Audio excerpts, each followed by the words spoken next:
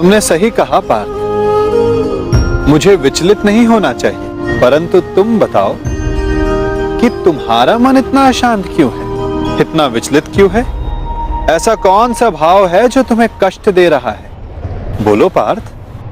दानवीर कर्ण से आशा अवश्य की जा सकती है कि वो युद्ध में नियमों का पालन अवश्य करेंगे।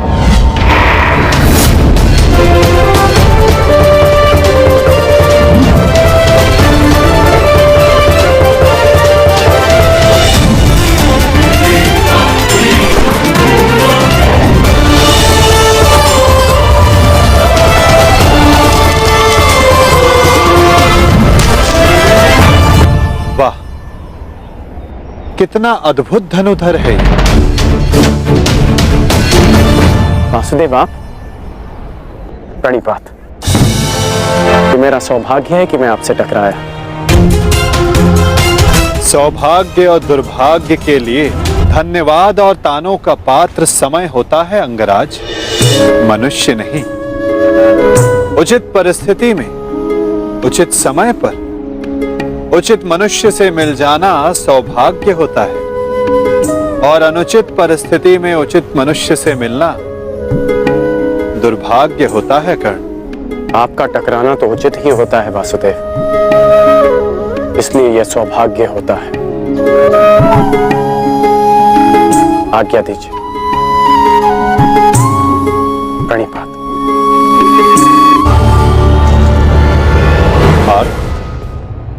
इसके शब्दों की भांति इसके बाण भी कितने अमोघ हैं ना। शब्दों का तो ज्ञात नहीं, परंतु लक्ष्य भेद करने के लिए मेरे बाण कर्ण से अधिक शक्तिशाली और तीव्र हैं माधव, और ये बात आप भली भांति जानते हैं। आज किसी के शब्दों में धार दिखाई दे रही है पार्थ। अब बता भी दो अपने सखा को, ऐसी कौन सी बात है जो प्रतिपल तुम्हें और अधिक अशांत किए जा रहे हैं पार्थ? आप तो ऐसे कह रहे हैं माधव, जैसे कि आप तो कुछ जानते ही नहीं। कैसे जानूंगा? मैं कोई अंतर्यामी थोड़ी ना हूं।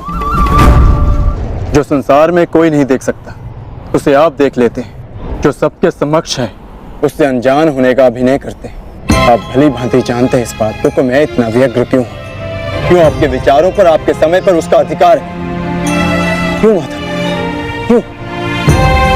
प्रशंसा उसकी की जाती है पार्थ जो प्रशंसा के योग्य होता है। महत्व उसे दिया जाता है जो महान होता है, और समय उसे दिया जाता है जो स्वयं समय को परिवर्तित करने की शक्ति रखता हो। और मैं क्या, कर्ण की कुशलता और लगन को देखकर उस पर कोई भी मोहित हो सकता है। ऐसा कोई नहीं जो कर्ण की कुशलता को अनदेखा कर सके, केवल उनके जो उसके प्रति ईर्ष्या रखते हैं। बस बस माधव, रुक जाइए। आपको लगता है कि मुझे कर्ण से ईर्ष्या है, परंतु मुझे कर्ण से ईर्ष्या क्यों होगी माधव? मैं भी मानता हूँ कि वो एक महान धनुर्धारी है, और इस बात का मैं सम्मान भी करता हूँ, इसलिए उसके साथ अपना अधूरा धन पूर्ण करना चाहता हूँ। परंतु माधव, आप कैसे भूल सकते हैं, वो अर्जुन ही था जिसने विराट युद्ध में कर्ण को पराजित किया था। वो अर्जुन ही था जिसने कर्ण के रहते हुए पांचाली के स्वयंवर को विजित किया था। मैं स्वीकार करता हूं कि कर्ण एक महान योद्धा है, धनुर्धारी, परंतु मुझे आज तक उसने कोई अद्भुत बात नहीं दिखी। परंतु आज एक विचित्र बात का भान अवश्य हुआ है कि आपके हृदय में अर्जुन से अधिक कर्ण बसता है। पार्थ, विराट युद्धगह में तुमने नहीं, सूर्यास्त ने उसे परास्त किया था। पांचाली के स्वयंवर एक सूत के प्रति क्षत्रियों के दीर्घाह ने जीता। और रही बात मेरे मन में सम्मान की, तो पार्थ, मेरे मन में, मेरे हृदय में जितना सम्मान तुम्हारा है उतना ही सम्मान अंगराज कर्ण का है पार्थ। जलधारा की शक्ति का अनुमान उसकी सतह को देखकर नहीं लगाया जा सकता पार्थ। जलधारा की शक्ति उसके भीतर छिपे उथल तरंगों में होता है पार्थ, जिसका अनुमान समय आने पर सबको हो जाता है। सत्य सदैव वो नहीं होता पार्थ जो सबको दिखाई देता है। सत्य वो भी होता है जो हमारी दृष्टि देख नहीं सकती, और बहुत शीघ्र तुम्हें उसका अनुमान भी हो जाएगा। क्षमा चाहता हूँ माधव, परंतु एक बात जानना चाहता हूँ, ऐसा क्या है उस कर्ण में जो वो कर सकता है और वही सब उससे अधिक कुशलता से मैं कर सकता हूँ। अवश्य पार्थ, अवश्य तुम कर सकते हो, परंतु कर सकने में और कर लेने में बड़ा अंतर होता है पार्थ। अर्थात शब्द और अर्थ के फेर में मत पड़ो पार्थ, उससे कोई लाभ नहीं होता। नहीं माधव, लाभ है। बहुत गुणगान सुन लिया कर्ण का। आज तक मैंने आपकी हर बात आंख मूंद कर मानी है, परंतु आज मुझे साक्ष्य चाहिए, प्रमाण चाहिए कि कर्ण श्रेष्ठ क्यों है। तुम्हें पूर्ण विश्वास है पार्थ कि तुम प्रमाण पाना चाहते हो? हाँ माधव। ठीक है अर्जुन, मैं तुम्हें सिद्ध करके दिखाता हूँ, कदाचित उसके पश्चात तुम्हें विश्वास हो जाए। यदि फिर भी विश्वास ना हुआ तो?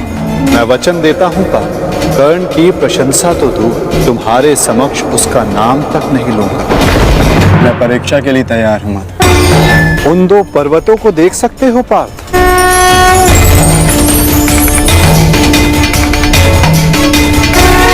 स्वर्ण पर्वत? हाँ पार्थ, अब ये दोनों पर्वत स्वर्ण में परिवर्तित हो चुके हैं। अति सुंदर। स्वर्ण वो वस्तु होती है पार्थ जिसे हर कोई अर्जित करना चाहता है, और अब मैं ये कहता हूँ कि इन दोनों स्वर्ण पर्वतों पर तुम्हारा अधिकार है, और मैं ये चाहता हूँ कि इन दोनों स्वर्ण पर्वतों को समान मात्रा में बांटकर इन ग्राम वासियों में दान कर दो। परंतु पार्थ, एक बात का स्मरण रखना, इन पर्वतों का सारा स्वर्ण दान करना होगा। स्वीकार है तुम्हें? मुझे स्वीकार, आज्ञा दीजिए मां। ग्रामवासियों, मैं पांडु पुत्र अर्जुन ये घोषणा करता हूँ, ये दोनों स्वर्ण मेरु समान मात्रा में विभाजित करके आप सबको दान में दिए जाएंगे। इसलिए आप एक पंक्ति में खड़े हो जाएं और अपना अपना भाग लेकर आगे जाएं, और विश्वास रखिए सबको समान मात्रा में स्वर्ण मिलेगा। पांडु पुत्र अर्जुन की।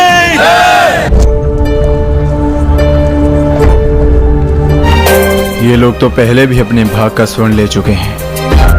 रुक जाइए, थोड़ा विश्राम करते हैं, कुछ समय पश्चात पुनः प्रारंभ करें। क्षमा चाहता हूँ माधव, परंतु मैं ये जानना चाहता हूँ कि आपकी ये परीक्षा कब समाप्त होगी। अभी तक तो मैं आधा पर्वत भी नहीं बांध पाया और थकान सा अनुभव कर रहा हूँ। पार्थ, अभी तो तुम्हारी परीक्षा का आरंभ हुआ है और तुम इतना शीघ्र थक गए। थक तो मैं गया ही हूँ माधव, परंतु पराजय स्वीकार नहीं करूँगा। क्षमा चाहता हूँ माधव, परंतु अभी तक मुझे आपकी इस परीक्षा में आपका उद्देश्य समझ नहीं आया। ठीक है पार्थ, मैं तुम्हें अपना उद्देश्य बताता हूँ। इस कहानी का दूसरा कोण तुम्हारे समक्ष लाता हूँ। अब तुम्हें स्वर्ण नहीं बांटना है, बस यहाँ खड़े रहकर जो कुछ भी घटित होगा उसका साक्षी बनना है। दिव्य दृष्टि से बाण शक्ति से जीते ये सारा रण, शांत चित्त धरे आत्मबल भरे जीते हर बार कर्ण। सही बात वासुदेव, आदेश कीजिए कि कैसे आपने मुझे स्मरण किया। मित्र, एक महत्वपूर्ण कार्य के लिए तुम्हारी सहायता चाहिए मुझे।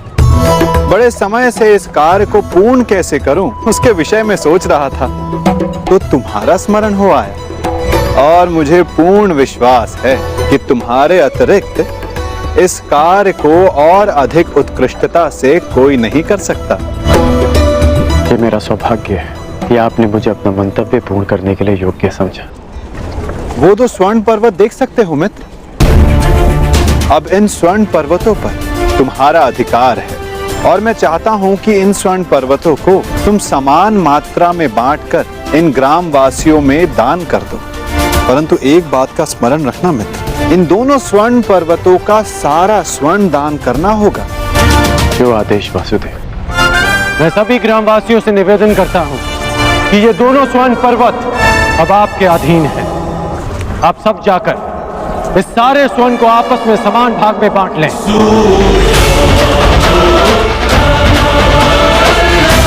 जाइए।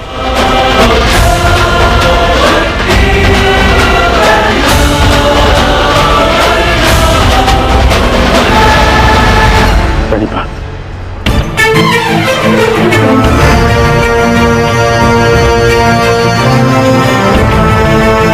तुम्हें ये स्वर्ण इन ग्राम वासियों में बांटना था, परंतु तुम भी इन ग्राम वासियों की भांति ही स्वर्ण के प्रति आकर्षित हुए।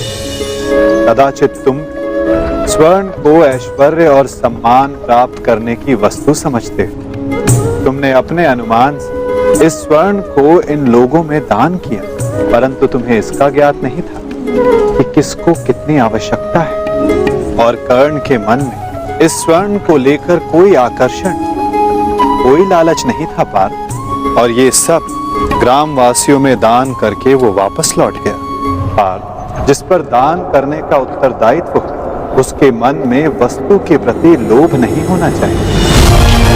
तुम्हारे मन में ये इच्छा थी कि तुम्हारा न्याय पूर्वक ये स्वर्ण दान करने के लिए ये लोग तुम्हारी प्रशंसा करें। और कर्ण के मन में केवल कर्म करने की इच्छा थी पार्थ, फल पाने की नहीं। ये वितरांग गुण, ये विरक्ति मनुष्य का लक्ष्य पाने की, उसका दान करने के संकल्प को दर्शाता है। एक समय था पार्थ कि तुम केवल चिड़िया की आंख को देखते थे, परंतु आज तुमने केवल चिड़िया की आंख को नहीं, पूरी चिड़िया को देखा, उसकी चाह पूर्ण करने की राह को देखा। और यही अंतर है तुम में और कर्ण में पार्थ, वही अंतर जो एक सामान्य मनुष्य और विशेष मनुष्य में होता है।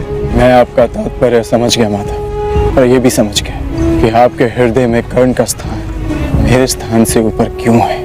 नहीं पार्थ, ऐसा नहीं है। तुम भी मेरे लिए अत्यधिक प्रिय हो, परंतु जैसा कि मैंने पहले भी कहा, जितना प्रेम, जितना सम्मान मेरे हृदय में कर्ण के लिए, उतना ही प्रेम, उतना ही सम्मान तुम्हारे लिए भी मेरे हृदय में है पार्थ। परंतु कर्ण के प्रति मैं तुम्हारा दृष्टिकोण बदलना चाहता हूँ। जिस प्रकार, जिस दृष्टि से मैं कर्ण को देखता हूँ, उसी दृष्टि से तुम्हें भी दिखलाना चाहता हूँ पार्थ। मैं तुम्हें केवल ये बताना चाहता था पार्थ कि क्यों कर्ण को दानवीर कर्ण के नाम से जाना जाता है। मैं समझ गया माता, आप धन्य हैं। जो कुछ है संसार में, जो कुछ है संसार